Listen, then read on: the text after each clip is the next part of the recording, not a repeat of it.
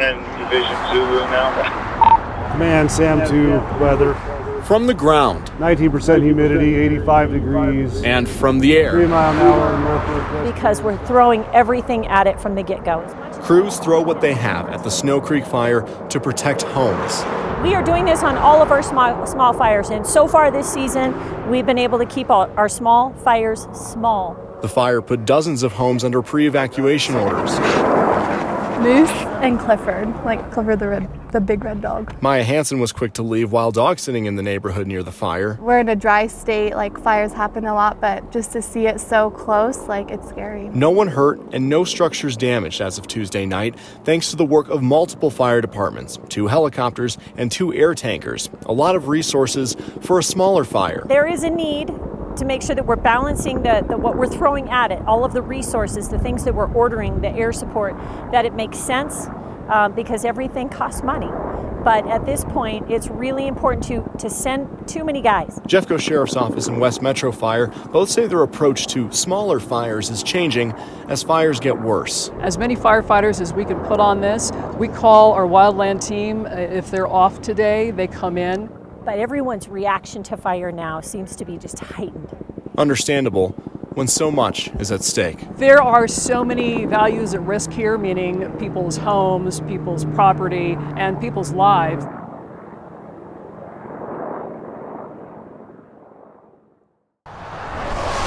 This is Mayor with the DOT, and you're listening to the Highway Advisory Radio.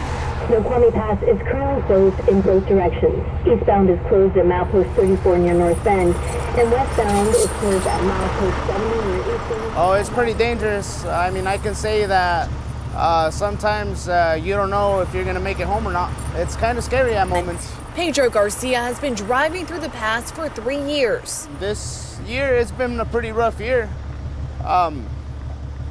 I mean, this looks more like January weather with all the ice. Without chains at the ready, he wouldn't make it through. The reason why I'm putting chains on is because, I mean, look at how slick it is. It's pretty compacted ice, and we're trying to get over the pass as soon as possible. But Garcia and other drivers lined up for miles as I-90 from North Bend to Ellensburg was shut down in both directions for more than 8 hours due to spinouts and multiple crashes. WashUT says clearing wrecks is a complicated process and hinders snowplows from keeping the roads passable. I really need drivers to get into the mode of thinking about, like on days like today, where some people are stopped in traffic for over 6 hours. Think about traveling over Mountain Pass, which is a remote location with limited services. WashUT warning drivers traveling through the passes to be prepared, especially as we approach Christmas, one of the busiest travel days of the year. Adding the past 2 years have been some of the worst.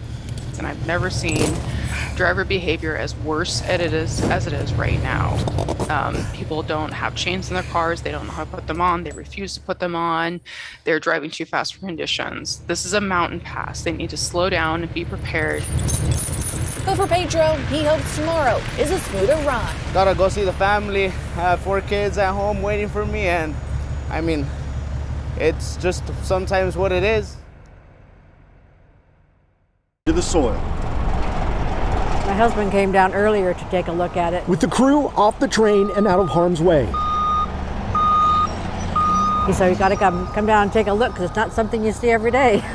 Attention quickly focused on the 3,100 gallons of spilled diesel when this BNSF locomotive derailed early Thursday morning. Our priority right now is to remove that contaminated soil and then test the area to make sure we removed all of it, and then backfill with clean soil. Overnight, 2 BNSF locomotives hauling 6 empty cars derailed on Anacortes Island along a stretch of rail behind the Swinomish Casino on tribal land. A derailment that drew a response from the Coast Guard, EPA, State Department of Ecology, and Skagit EMS. It also drew a crowd. Well, I'm concerned about the leakage, all the diesel that's being leaked into the ground. By early afternoon, BNSF crews used several large cranes to lift and right the locomotives. Side booms placed in the water out of what the railroad is calling precautionary containment measures should oil reach the water.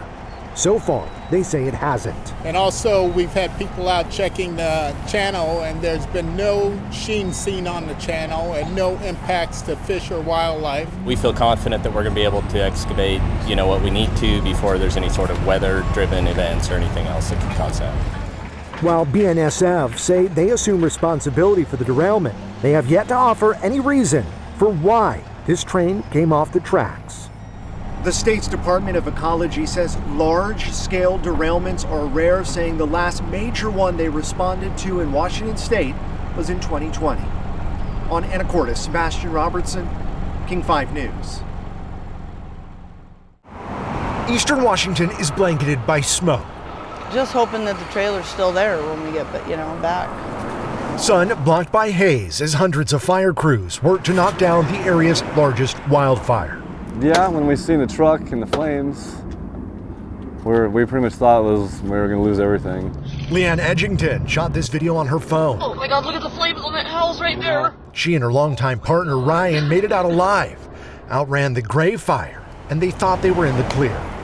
Yeah, but not safe from the criminals in Spokane, I guess. This morning, they woke up to broken glass. A bad situation just got worse in the parking lot of a Spokane hotel. I woke up at 6 o'clock in the morning to come down and get a charger for my phone. And as I'm walking up, I seen glass from underneath the truck. And I knew that the truck got broken into. And when we got closer, we realized everything was gone. The good news is that their home is still standing. 185 others are not. Officials expect that number to rise. The gray fire sparked Friday, burned hot and fast, tearing through more than 10,000 acres. Over the weekend, Governor Inslee visited survivors, promising more help is on the way. But we've got to understand we're up against a monster here that we've never felt before. That's climate change. Back on the fire line, and crews are taking advantage of slightly lower temperatures and calmer conditions to solidify fire lines. WashDOT crews clearing trees at risk of falling. To date, just 10% of the fire is contained, and the fire danger is still extreme.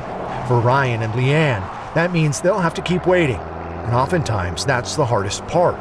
Something they wish the people who broke into their truck could understand. Did it ever cross your guys' mind that, other people other than you are going through something too?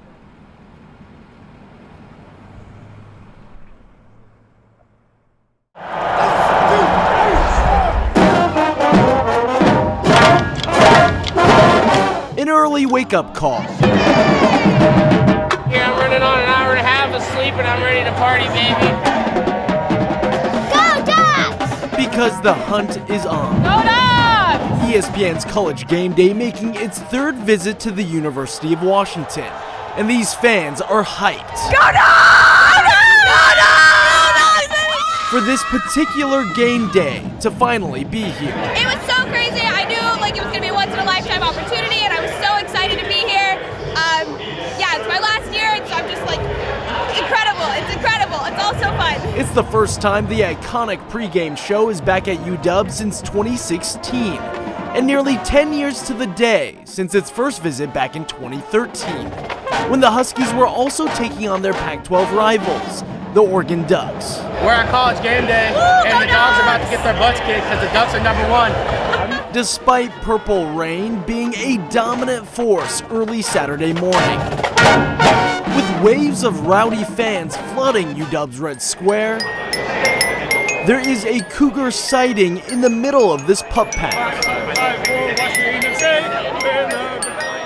But today's not about the Cougs or the Ducks. Go Ducks! Woo! It's all about the Go Ducks! Reporting for King 5 News, I'm Brady Wakayama.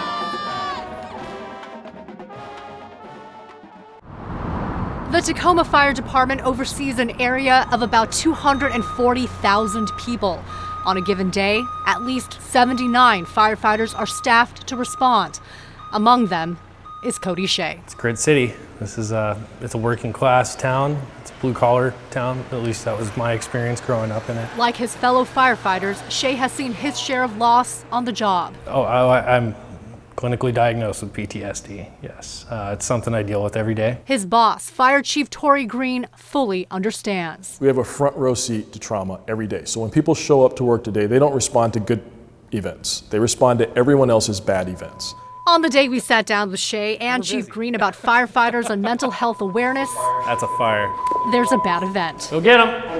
And we get a front row seat to their work in action. I'm gonna look really quick. This might be a huge fire.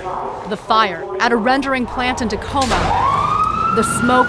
Oh yeah, whoa. Billowing. Come out here.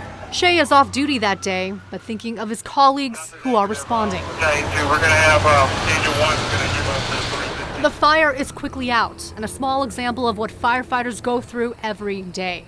Other times, Chief Green says firefighters see more than just damage to buildings. Whether that's property loss or life loss. Green says 37% of firefighters across the nation are clinically qualified as having PTSD.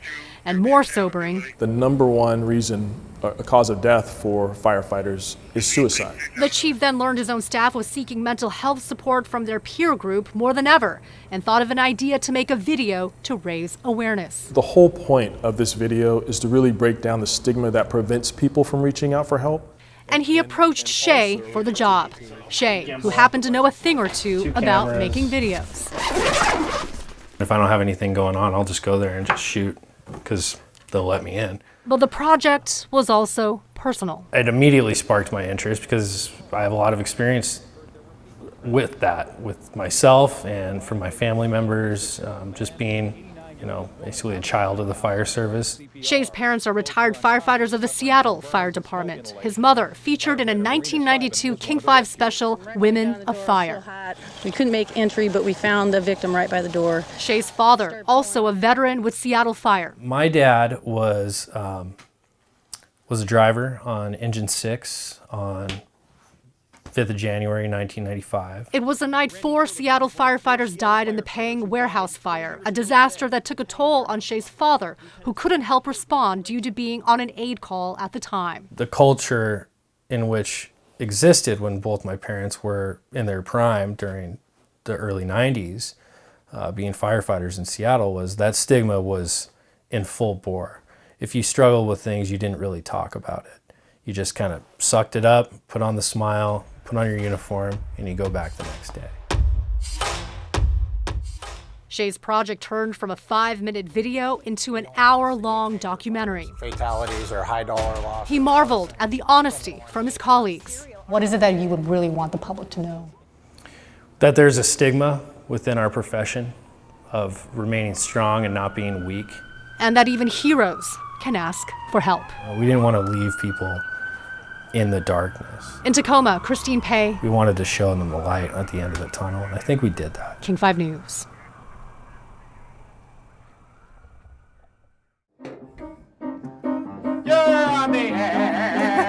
Yeah. Okay. Are we ready? Okay. It felt like the world was ending. And then all my gigs dried up, and then 6 months after that, I got laid off from the opera. That Friday the 13th, 2020 is like when the music stopped, in a way. Welcome to our final rehearsal. We are sold out.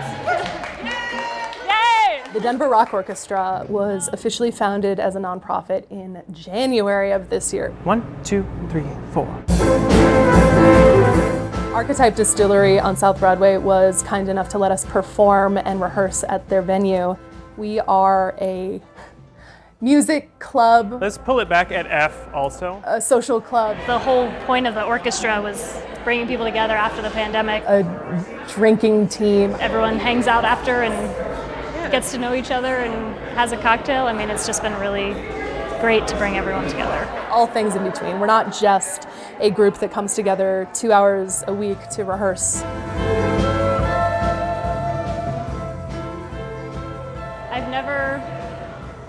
I've never had a project that I've worked on like this, and I've never felt so sure that it was something I needed to do. Our board of directors, our founders, all of us are women, and I think that is a really cool thing to be able to say, especially because classical music and the music industry in general is so often run by dudes. Gail, you should not be surprised. The audience will be Yes, surprised. we should not be surprised about it. Fun, is our first priority. We all decided that that was the word, and I really think that's a great founding principle or like guiding light. Like if it's not fun, what are you doing?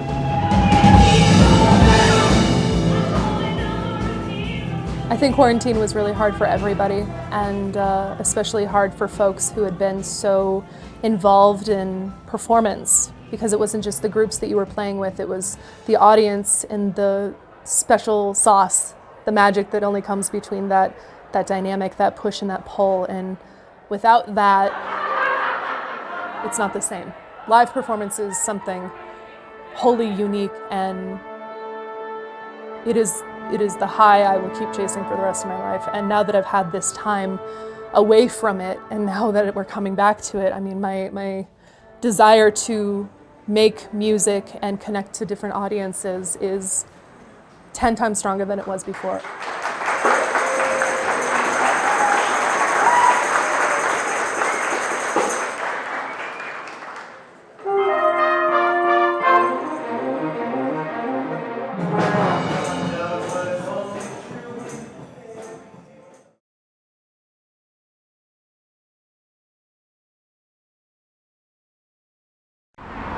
This is my first time coming to one of these events right here in Seattle. It's a call out to all natives in the region to come and partake in the prayer ceremonies that we share and gather and share those stories. What do we want? When do we want it? I don't know how to put in words how this makes me feel. It's like something you only see on TV. And then when it hits your family, it's so unreal. Because like this woman said back here, it's really unreal because you don't know what it's like until it happens to you. Until it happens to one of your family members. It's so unreal.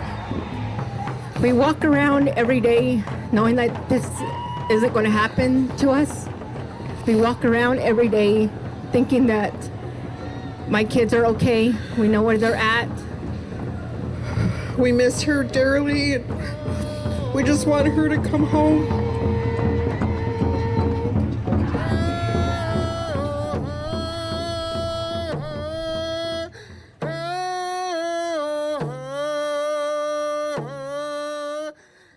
My name is Eli Nelson. I'm here today because of my niece, Kaylee Mae Nelson. My niece has been missing for 5 years. She left home and she was going to meet someone at the end of the road at the church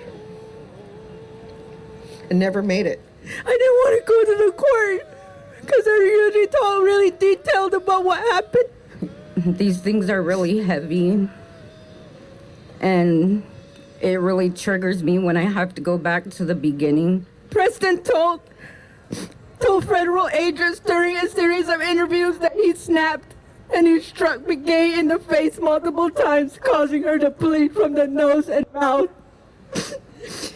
He told authorities that he wasn't sure if she was dead when she drove away, and that he really regret hitting her. Every day, every night. There is something happening to our people, and this is where we have a voice to speak on it together and pray together and be unified together and help with that search of our loved ones.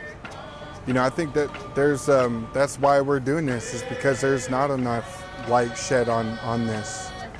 That's why we gather. That's why the numbers that you see here today, that's why we come in numbers, so we can spread that awareness thicker and stronger and unify in that and spread that message louder and bigger today than we ever have before. And it's only going to get louder, and it's only going to get bigger, and the awareness is going to hopefully spread to these loved ones that are lost out there.